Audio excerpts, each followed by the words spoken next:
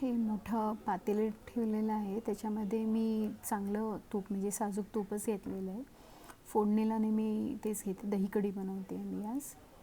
याच्यामध्ये थोडे मेथीदाणे टाकले फोडणीला. मेथीदाण्याने टेस्ट खूप छान एनहान्स होते. हे आता मी राई टाकते प्रमाणाप्रमाणे. ही मी दही कढी ऑलमोस्ट 15 ते 20 लोकांसाठी बनवते. सो त्यानुसार मी त्या प्रमाणामध्ये फोडणीचं सामान त्यामध्ये टाकते. जिरं ऑब्व्हियसली, कारण मला जिरं आवडतं म्हणून ते थोडं जास्तच असतं माझ्या हातून. देन मी इकडे खडे मसाले वापरते कढीमध्ये. सुंदर लागतात हे. एकदा नक्की ट्राय करून बघा. दालचिनी टाकली आहे. त्यानंतर मी हे लवंग आहेत, ऑलमोस्ट 8 ते 10 घेतलेत लवंग.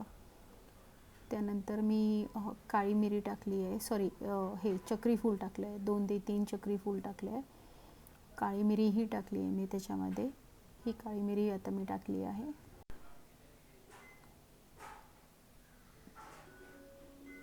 ही हिरवी वेलची आहे. ऑलमोस्ट 5 ते 6 हिरव्या वेलच्या घेतल्या मी मसाला वेलचीही त्यामध्ये टाकली होती. आधी मसाला वेलची टाकली, मग हिरवी वेलचीही मी त्यामध्ये टाकली आहे.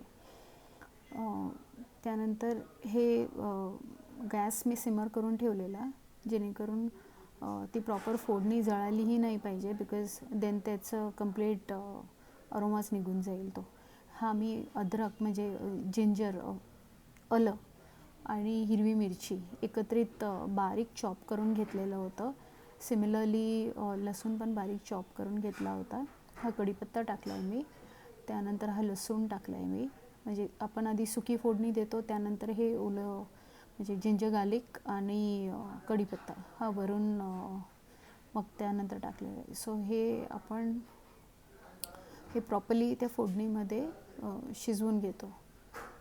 आता मी हे व्यवस्थित स्टर करीन ते, so that it doesn't burn, म्हणजे लागलं नाही पाहिजे खाली. हे आता हिंग टाकते मी वरून. अगेन सेम जे 15 ते 20 लोकांची कढी बनवते त्या प्रमाणामध्ये मी हिंग त्यामध्ये स्प्रिंकल केलेलं आहे. हिंगानंतर त्यामध्ये मी आता ही हळद घेतली आहे. ऑलमोस्ट एक हीप ऑफ स्पून घेतलेला आहे. स्मॉल टीस्पून आहे तो, जो तेवढ्या कढीला लागणार आहे. थोडीशी आणखीन टाकली मी त्यामध्ये. देन हे मी व्यवस्थित हळद टाकल्यानंतर ते जळाली नाही पाहिजे हळद, तर त्याचा कलर निघून जाईल म्हणून हे व्यवस्थित स्टर करते. शिजलंही पाहिजे ते, पण ते खाली लागायलाही नाही पाहिजे.